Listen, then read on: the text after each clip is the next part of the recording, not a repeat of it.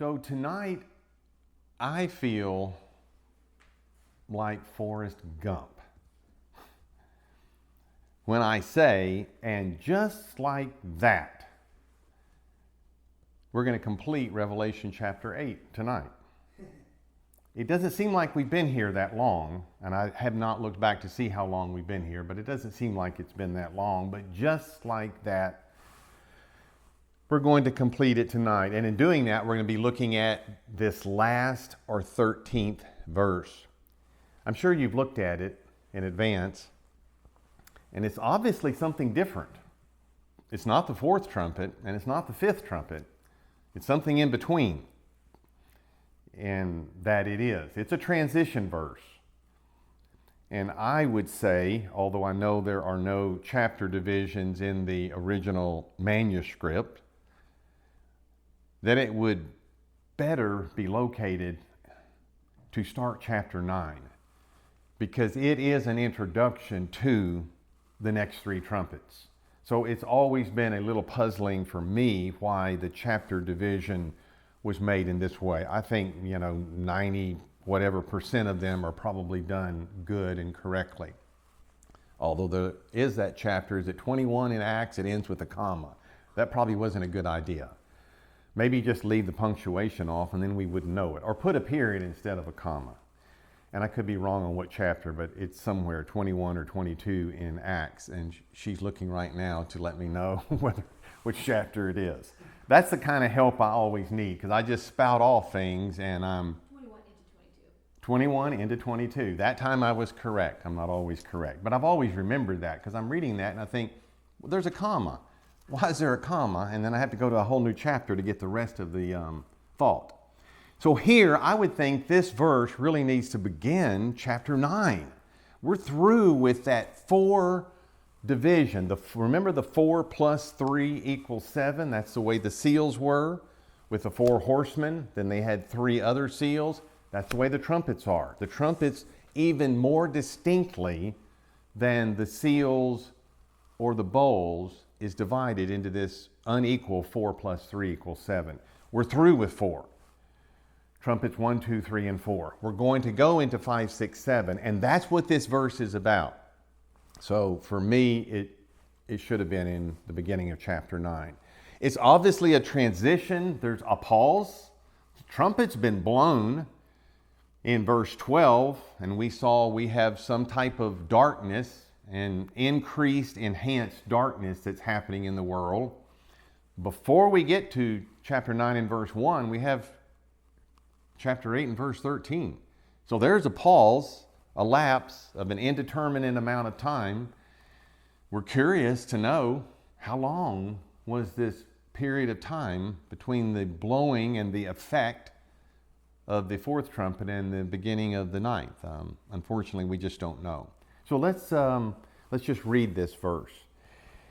And I beheld and heard an angel flying through the midst of heaven, saying with a loud voice, Woe, woe, woe to the inhabitants of the earth by reason of the other voices of the trumpets of the 3 angels which are yet to sound.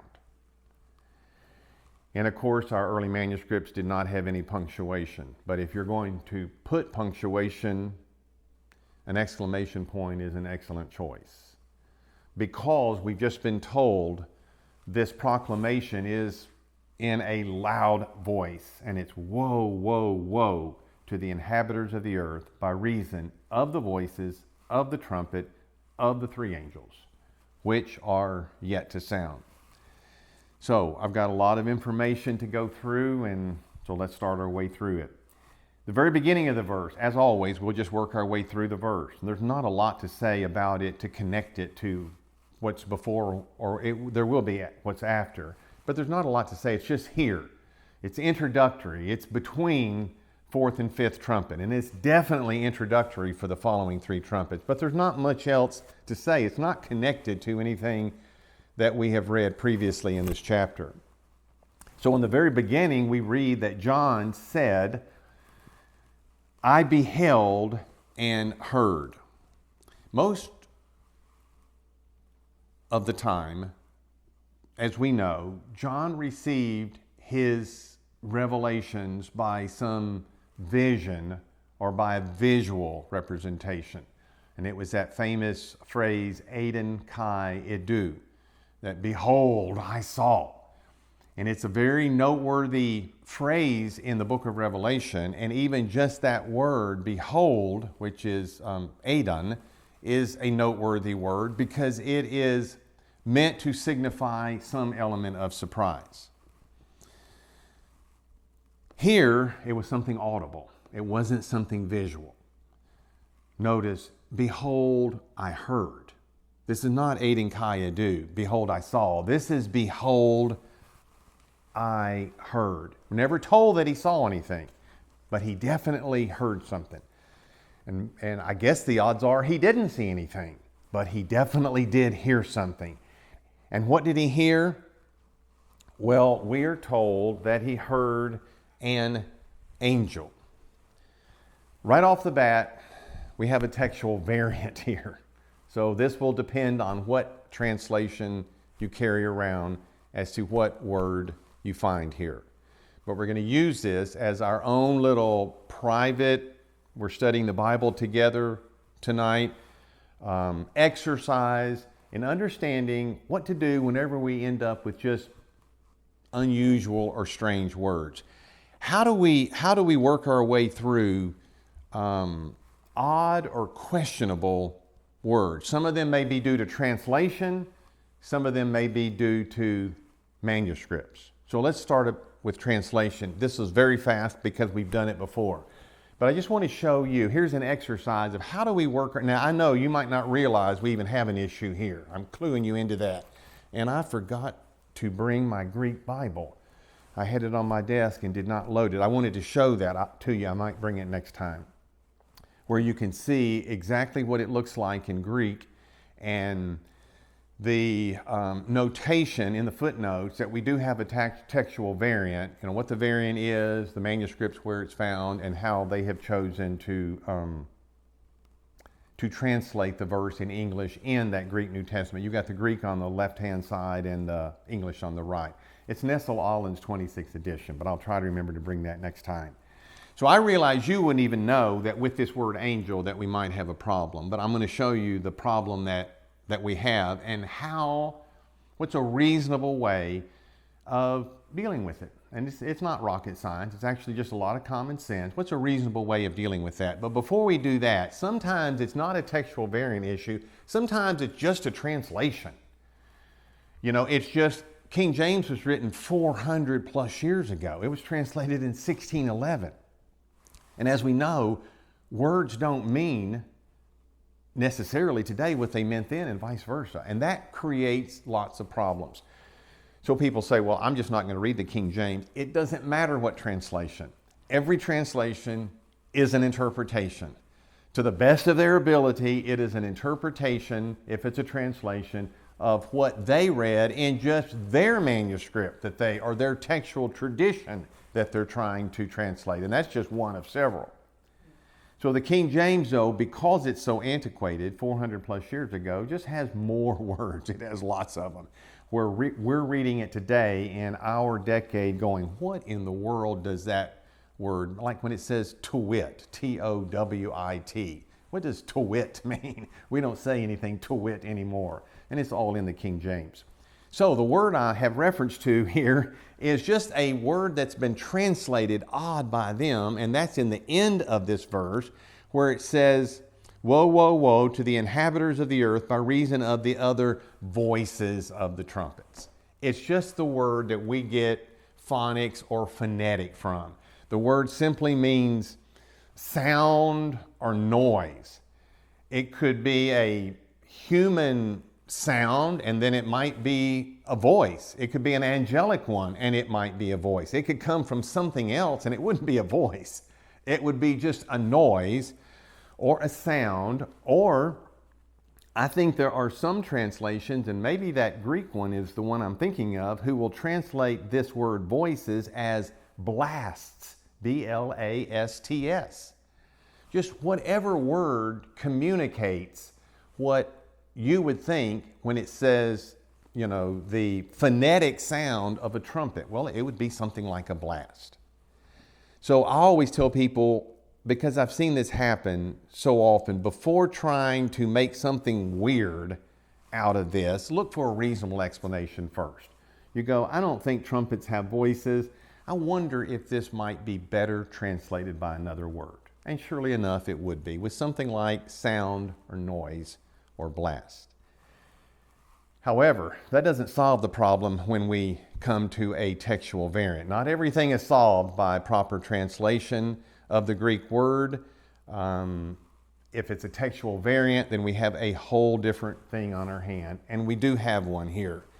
And so a textual variant means, as I think you're aware of, we don't have the copy that John wrote when Jesus said, what you see in here, write and send to the 7 churches. We don't have that copy.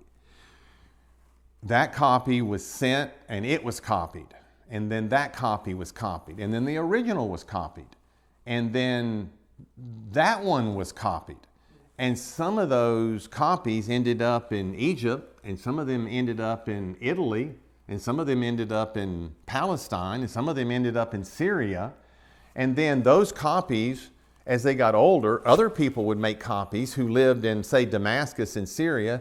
So their copy probably looks very similar to the ones they're copying from that came from that region. That's the history of manuscripts, and that's the problem that we always have. The good news is it affects almost nothing in any serious sense in the Bible. But if we can know what's right, it's always good to know what's right. So we have two different words here. We have one word, as it's been translated in the King James, as angel, which is the Greek word angelos. You can tell that's a transliteration of angel, but then there is that is the basis for the King James Bible. But then there is another word which in Greek looks like this. Aetos, A-E-T-O-S, A-E-T-O-S, and it means something different. In a lot of your translations, it has been translated as eagle. So your more modern translations, who are probably following a different strain of text and of manuscripts, they think this was the original word, therefore it's translated as this, rather than what the King James translators saw, and they translated A-N-G-E-L-O-S, A-N-G-E-L-O-S, angelos. Two G's together make an N and a G in Greek. So which one is it? So which one's right? This is our exercise, and I hope I don't take too long because I have so much more to say, but which one is it? This is our exercise tonight to try to kind of figure out how do we go about doing this? How is this done? You say, well, I don't know anything about textual criticism. Well, it's extremely complicated, and so you trust somebody like Bruce Metzger, who was the world's leading authority in the whole 20th century. He was a Princeton professor in New Testament textual criticism. So they're way over our head. You don't need to worry about that. There are a lot of times where you, without knowing anything, can go, let me sit down here and see if I can figure this out. So in favor of angel, that's what you have in your Bible, right? And behold, I heard an angel flying through the midst of heaven. In favor of angel, there are lots of angels in this chapter. Remember, there were the seven, the definite article, the seven who stand in the presence of God.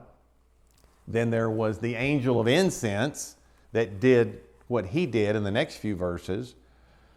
And then that's 8 angels. Maybe we have 9 in this chapter. So in favor of it being angel, there are a lot of angels in this chapter. There are a lot of angels, obviously, in this whole book.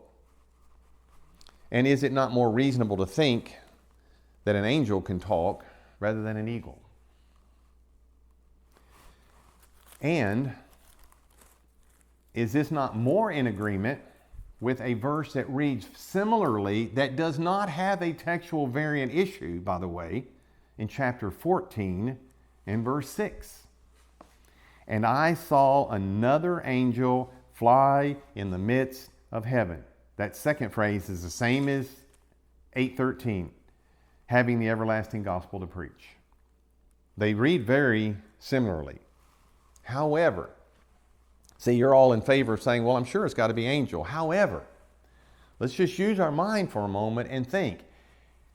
Had the original word been this, I'm not going to keep writing the Greek, I'm going to write the English. Had the original word been that, what scribe, what early copyist would have ever changed it? Say, oh, I think that they definitely would. If this had been the original word, do you think a scribe would have changed that? So what we're trying to do is figure out what makes the most sense. What early copyist would have ever changed it away from angel? Because that's what we all would expect. Sometimes a copyist, because a word is spelled similarly, maybe in the line above, as he looks back down to his piece of paper or papyrus to write on, after he's just seen the word, because the word in the line above it is spelled so similarly, sometimes that's what's caused a copyist mistake. And that's very easy to see. You go, I know exactly why he wrote that. He just saw that in the line above it. But we don't have any similarity here.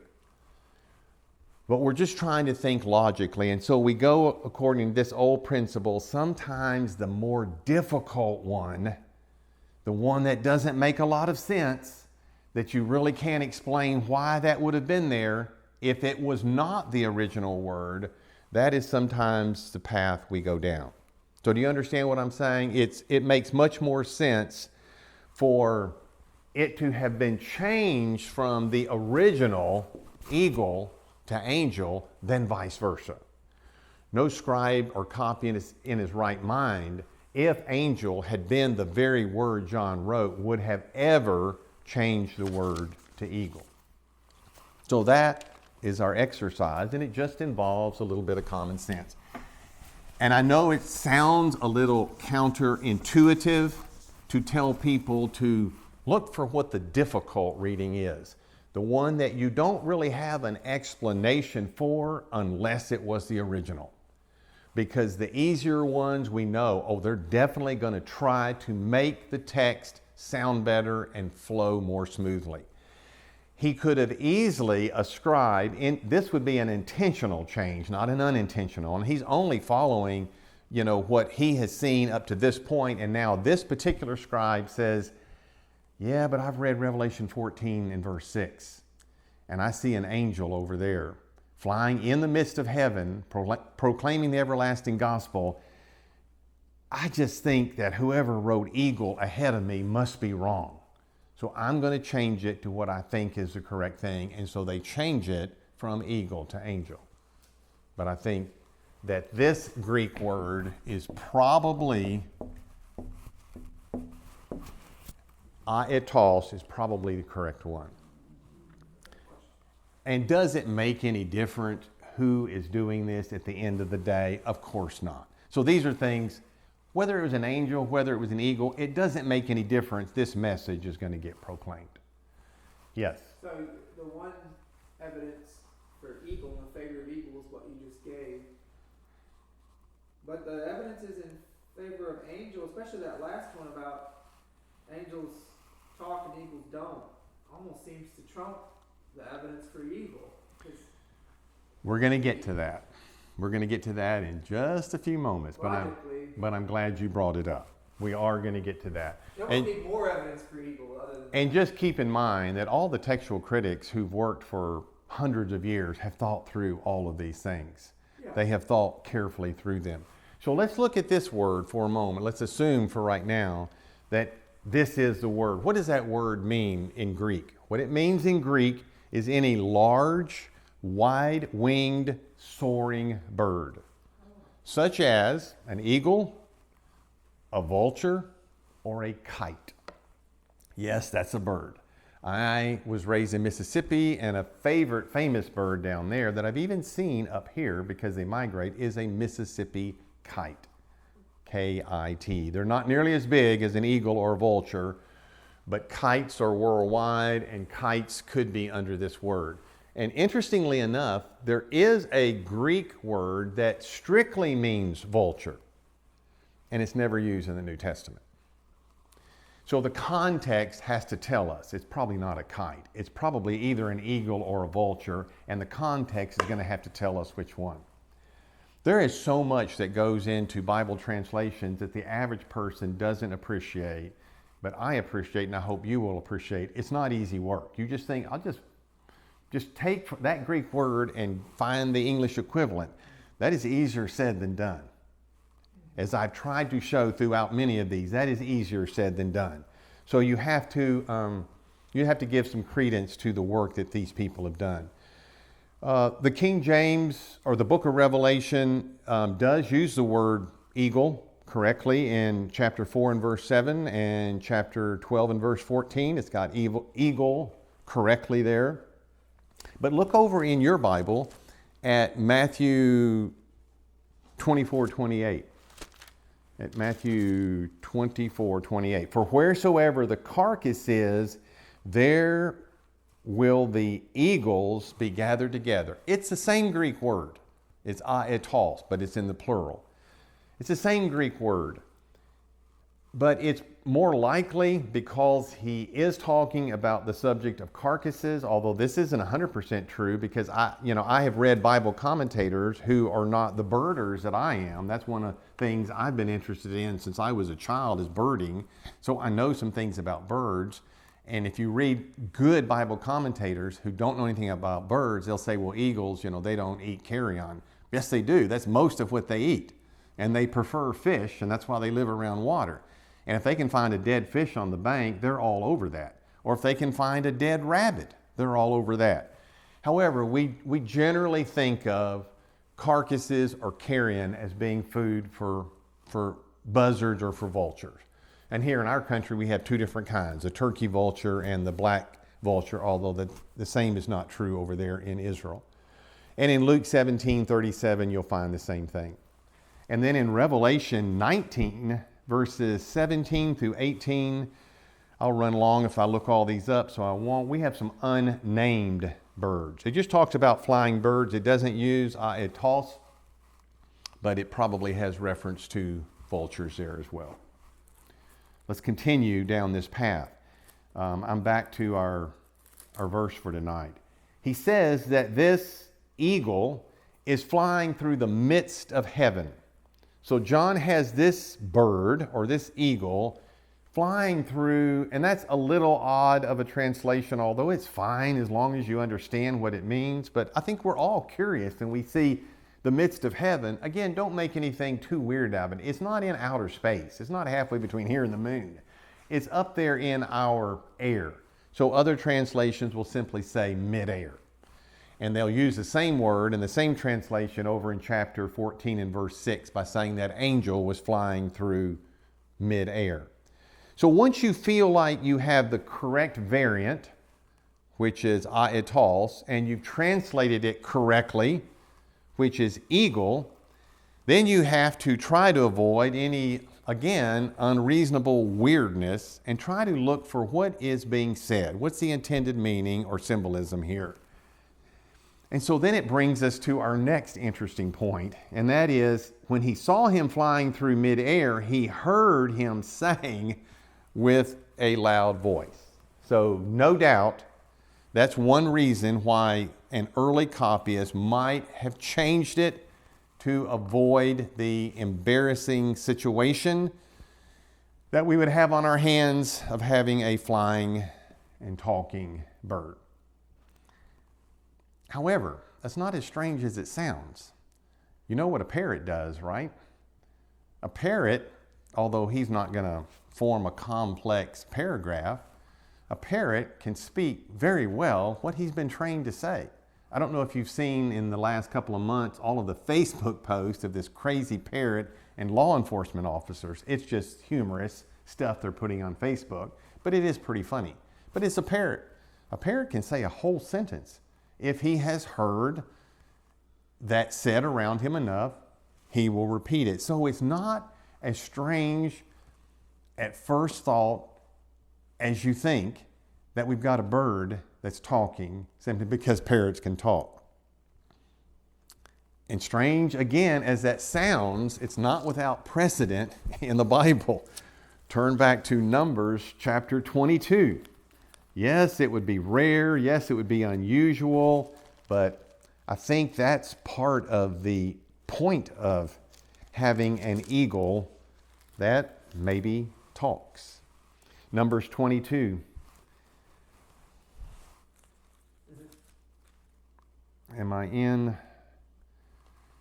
Well, way up in, I can't read all this, but beginning with verse 22 down through, let's start in verse 28. And the Lord opened the mouth of the ass, and this donkey with a human voice said, "What have I done to thee that thou hast smitten me these 3 times?"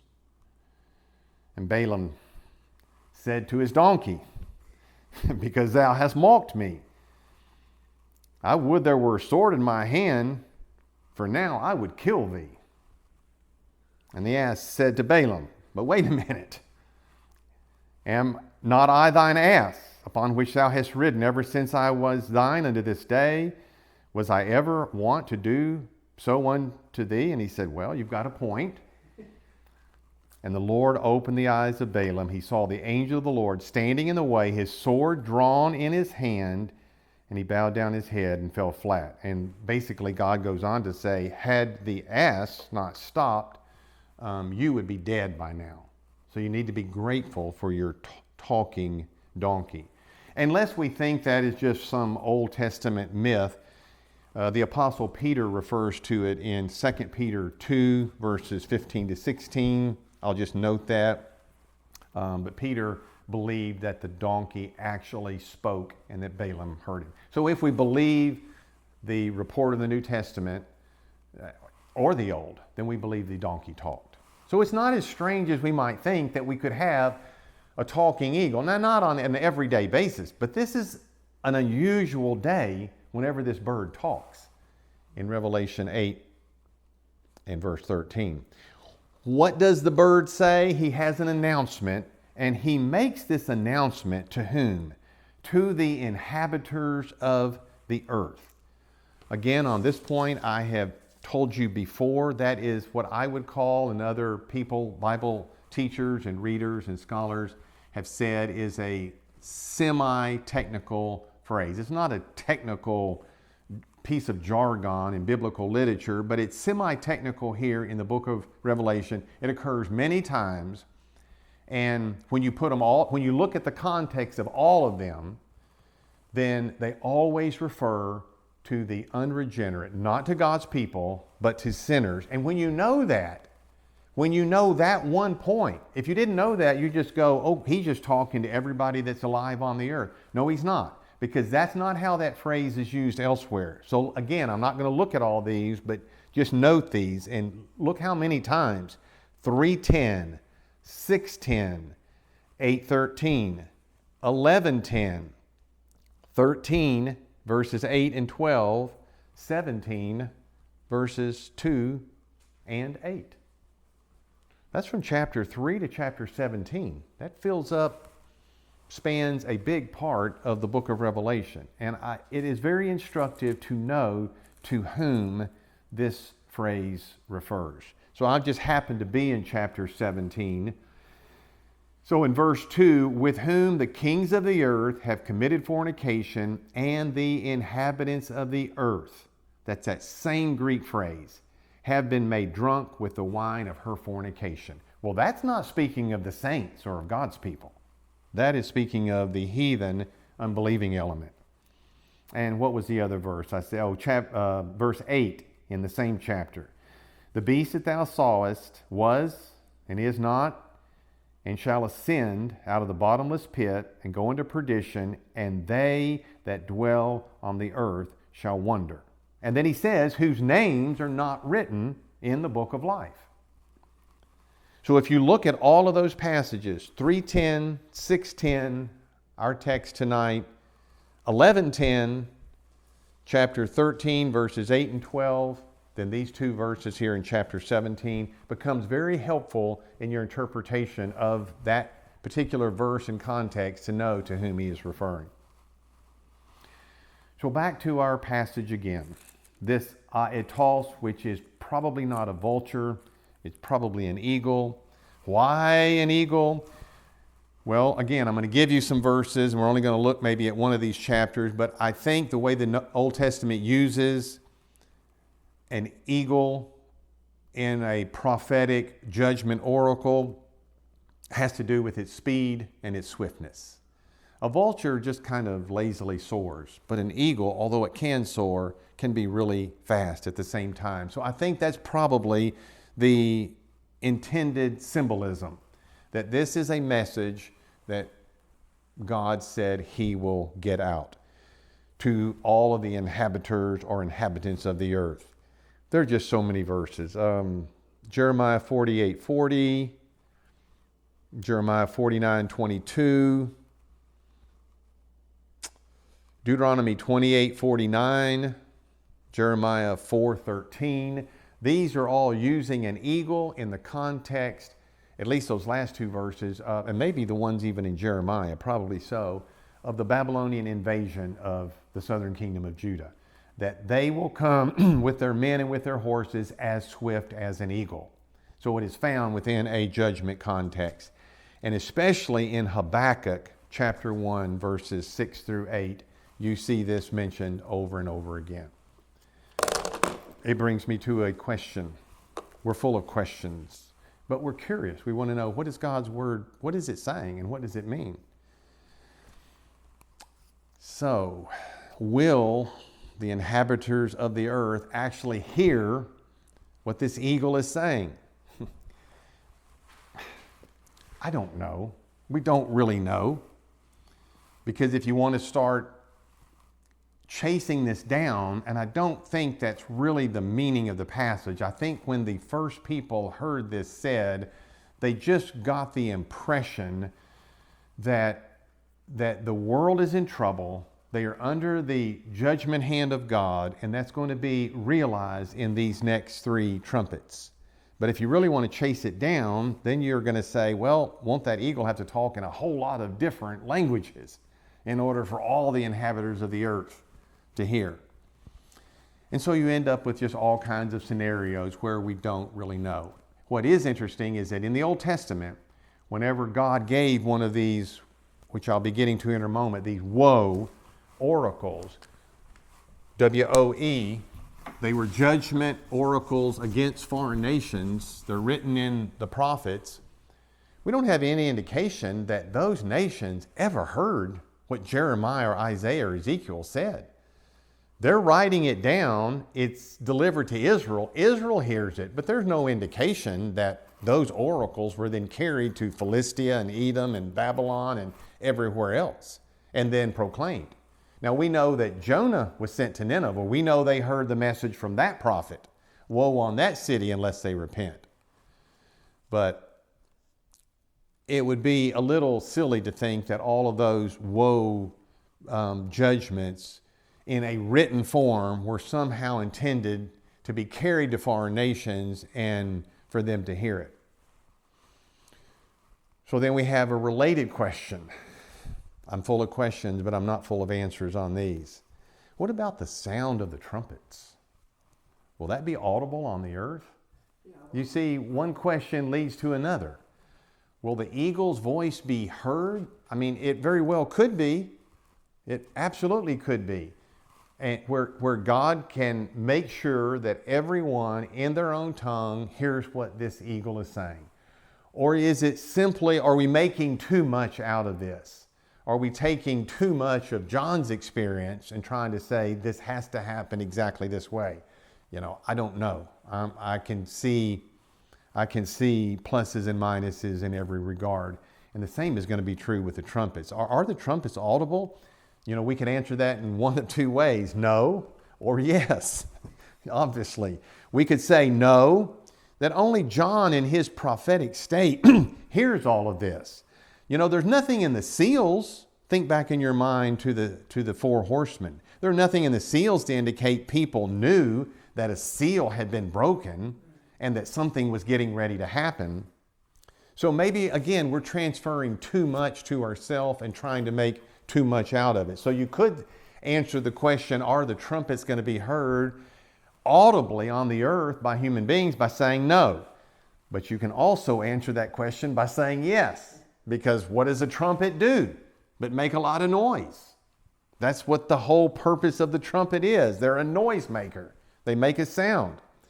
And so, I don't know, guys, but due to the extraordinary nature of the things about to unfold, it wouldn't be that unusual. It would not be that unusual for either the eagle's voice to be heard and understood in every language, or for the trumpets to actually be heard. And don't forget, we actually have other verses in other places of the Bible that talk about at the second advent, there will be a trumpet blown. Now, again, but what does it mean there? Who will hear that trumpet blown? Is it only intended as a reference to God's people, such as the dead in the grave, and they hear the trumpet blown, and that's what causes them to come forth?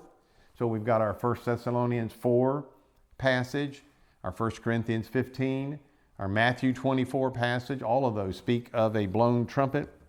You know, I just leave that. Those are questions unresolved, but definitely worth thinking about. I could see how we're making too much of it, but I can also see how a trumpet's a trumpet, and it's a noisemaker. And due to how critical the time is, maybe the world does, maybe the inhabitants of the earth do hear it. It doesn't matter at the end of the day, one way or the other, whether they do or not. They're not all of a sudden, as the book is going to clearly show us, fall down on their knees and repent because they go, oh no, there's that Revelation 8 trumpet. I need to go ahead and repent. That's not going to happen because the rest of the book tells us that. But maybe it is. Maybe they will hear it. Maybe there's this incredible sound of an eagle's voice and a trumpet, and people go on living their life. So what I find interesting with this blast of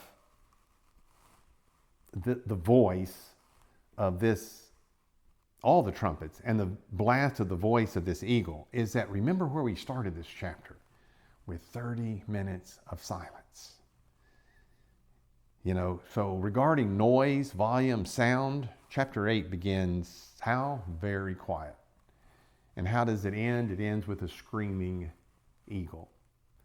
And what does the eagle say? And that's what I'll spend the rest of tonight with. And that's what this verse is all about.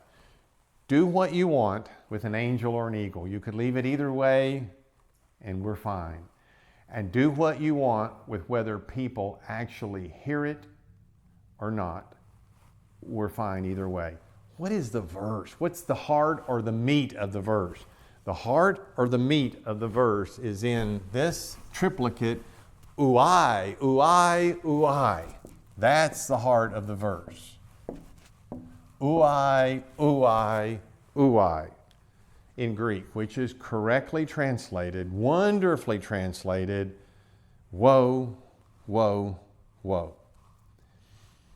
Now, if you haven't read ahead, and I hope you have, but if you haven't read ahead, you won't recognize that these three woes, they're three for a number, not two and not four. These three woes correspond with the next three trumpets, number 5, number 6, and number 7. So let's just look at that. That's very important to know. They correspond with the next three trumpets. Uai, uai, uai. To the inhabitants of the earth, by reason of the voices of the trumpets of the three angels which are yet to sound. Exclamation point. They're on the doorstep. They're getting ready to be heard. So we'll go through verses 1 through 11 in chapter 9, that fifth trumpet, and then look at verse 12. One what is past? One uai. One woe is past. And behold, there come two woes more hereafter. And so then turn over to chapter 11 and verse 14. There's an intimate connection between these woes and the next three trumpets. I'm in 11:14. The second woe, which we didn't read, that's the sixth trumpet, the second half of chapter 9. The second woe is past, and behold, the third woe cometh quickly. And what happens? The seventh angel sounded. As soon as we have an announcement of a woe, here comes the next trumpet. So if you haven't read ahead, you wouldn't recognize that each woe is meant to correspond to the final three trumpets. It's just an additional name. So sometimes you'll hear or read that they are called woe, W-O-E, woe judgments. And when you hear that, you know that's the fifth, that's the sixth, and that's the seventh trumpet. I think one reason that we have verse 13 and that we have these three woes is also, as I said on chapter 7, I think it's a literary device. I think it's meant by God to slow down the rapid pace of the trumpet sounding, because we went through 1, 2, 3, 4, just a trumpet's blown, we see the result, and that's it. And we're right on to the second trumpet, and right on to the third, and right on to the fourth. Just the rapidity of it all is interrupted by this verse that serves as a transition. So what does it do? It just kind of stops everything for the moment. It slows everything down, and when that happens, it creates suspense. What's coming next? And that's definitely the fear that we are meant to see in the second half of verse 13 by this eagle using the words woe, woe, woe, uai, uai, uai, to the inhabitants of the earth. He said, by reason of the other sounds or blasts or noises of the trumpets of those three angels that we haven't heard from yet. 7 in the presence of God, 4 we've heard from, 3 yet to come, of the three angels who are yet to sound. The most important thing about tonight is to understand, what does this word mean and what is its origin? So there are two different ways the Greek New Testament uses this word. Turn over to Matthew 24, and I'll show you one way. And the context has to tell us, how should we understand this word? You might translate it woe both times, but woe can have different meanings. And you'll see one of those different meanings here. Does it mean woe as simply personal misfortune? Woe is me. This is my only day off work this week, and it rained. Woe is me. In other words, just misfortune. You just happen to be the unlucky person at the unlucky place on an unlucky day. There's nothing else. No evil's meant by it. It's just you missed out. That's how we should understand the word here in verse 19 of Matthew 24. Part of the Olivet Discourse. Jesus is talking, once Jerusalem is surrounded by armies, flee to the hills. Don't go back to your house. Verse 19, and woe unto them who are with child. He doesn't mean they're going to get any, particularly worse judgment on them because God doesn't like them because they're pregnant versus everyone else. It's the Greek word uai, but it just means it's really unfortunate. They're in a very unfortunate situation. That's one way the word is used in the New Testament, but that's not the normal way. The normal way is a more personal, foreboding sense because it's copying the Hebrew word, which here is just the English translation of it. And they're actually pretty easy to remember. For the Hebrew, it's hoi, hoi, hoi. And for the Greek, it's uai, uai, uai. This is a really important Old Testament word. And because such, it becomes a really important New Testament word. It's found often in prophetic literature. It's found 22 times just in the book of Isaiah. And it is always used to predict judgment against sinners at the hands of God. It could be a group of people, it could be an individual person, it could be a foreign nation, it could be the Jewish people, it could be anybody. But someone who is coming under the divine displeasure of God Almighty, then the prophets will say, "Hoy," which in most cases, in your King James, in your Old Testament, thankfully is translated woe. So it's not just, they're out of luck. No, they're in serious trouble. So you see the different ways we could use a word like woe. So let me just give you some verses. We're not going to look at this. Dozens of times it's used. 22 times just in Isaiah. It's used for foreign nations in Zephaniah 2 and verse 5. It's used for Israel in Hosea 7 and verse 13. Here's a good place we could look because we can see a lot of them. Look at the little minor prophet Habakkuk toward the end of your Old Testament. Habakkuk, really like all of chapter 2 because you see it so many times. It's this Hebrew word, hoy, hoy, hoy. So in Habakkuk 2:6, this isn't to a nation, this is to individual sinners. And upon whom is a woe pronounced?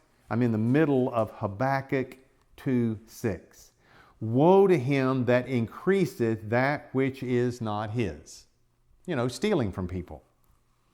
Verse 9, woe to him that coveteth an evil covetousness to his house.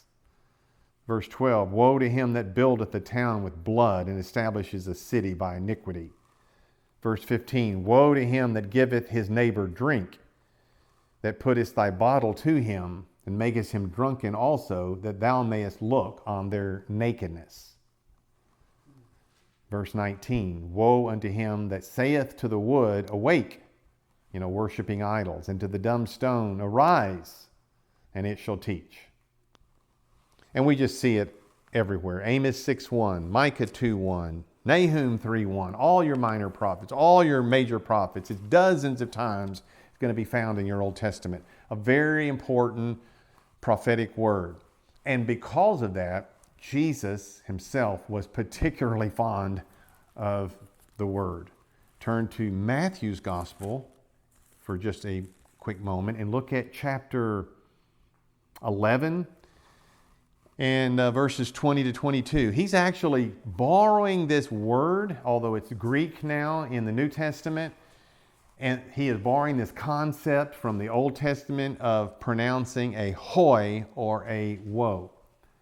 He says in Matthew 11:21, woe unto thee, woe unto thee, Chorazin, woe unto thee, Bethsaida, for if the mighty works which were done in you had been done in Tyre and Sidon, they would have repented long ago in sackcloth and ashes.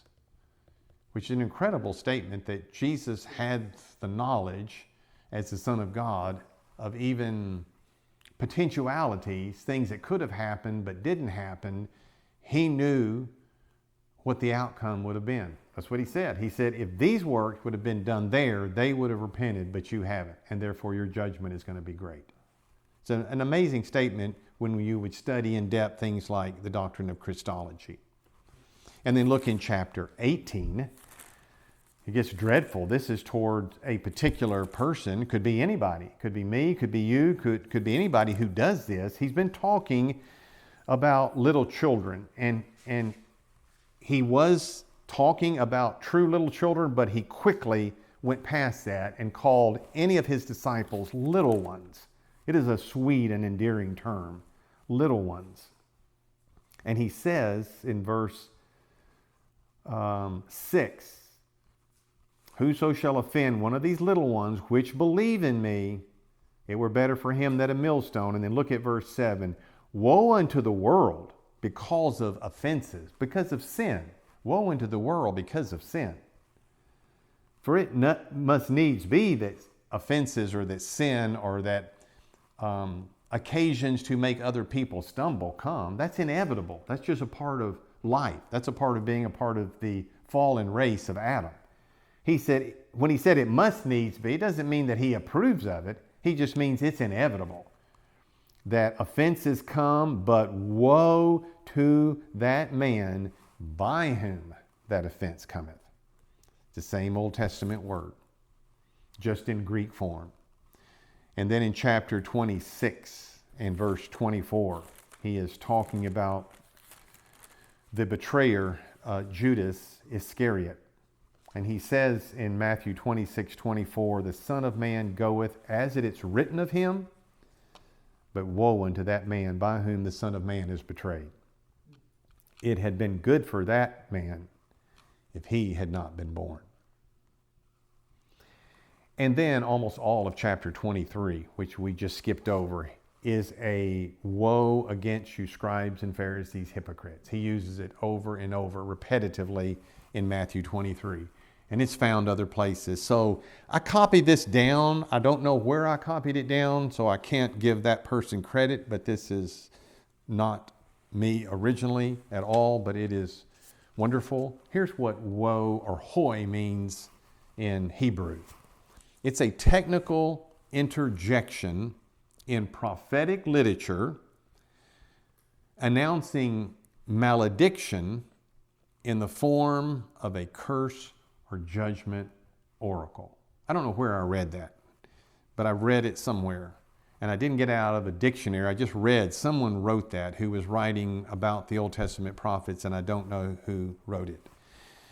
Hoi is a technical interjection in prophetic literature announcing malediction, which is evil, doomsday, in the form of a curse or judgment oracle. So it's an interjection. So you know what an interjection is? That's just a short exclamatory word generally. It's not, an interjection can stand alone. It normally does stand alone, and that's what gives it its force. So for instance, when I was fishing with some guys on my boat yesterday, and there's all kinds of examples. Any of your surprise words that are followed with a question mark or an exclamation point, that's an interjection.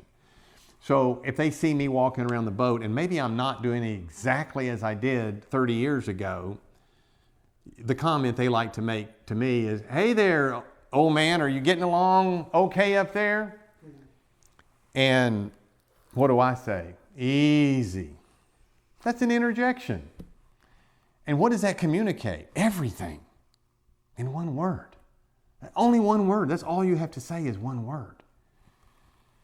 Or if, you're doing something with a neighbor and they do something surprising. They take the hammer before they were supposed to, and you go, what? It's not a complete sentence, but it actually is, because it says everything that needs to be said. That's what this word woe is. What makes it interesting, and I'm going to conclude with this tonight. What makes it interesting, what makes it memorable in Revelation 18:13 is it's in triplicate form. The prophets don't do that. And guess what? You might not have known this. You won't know it if you have a King James Bible, darn it, because of the way they translate things one way this time and another way tomorrow. Just whatever their fancy is. This word, we will see it again over in chapter 18, but you would have never known it. What do you see in verses 10 and 16 and 19? And it's in duplicate, which is one-upping what the Old Testament prophets said, but in this triplicate form, it's like bad, worse, worse. It is in the superlative. Here, it's in duplicate form in verse 9. The kings of the earth who have committed fornication and lived deliciously with her shall bewail her and lament for her. When they'll see the smoke of her burning, they'll stand afar off for the fear of her torment, saying, Uai, Uai, that great city of Babylon, that mighty city, for in 1 hour is thy judgment come. It's unfortunate that they took the same word and said, we're not going to do woe anymore. We're going to say alas, alas. Alas is an easier, more palatable word. It sounds like misfortune. but it is definitely not misfortune. Not in verse 10, not in verse 16 in this same chapter, Revelation 18, and not in verse 19. So try to remember the break between the four trumpets and the three trumpets with this 13th verse of Revelation 13, this uai, uai, uai. It's totally unique here that it's given in a triple form simply to underscore the terrible nature of the judgments that are about to come. So I will let this cat out of the bag that I do think chapter 9 happens after the middle of the tribulation. And that will become huge in your interpretation of the book. And I'll tell you why I think that probably next week.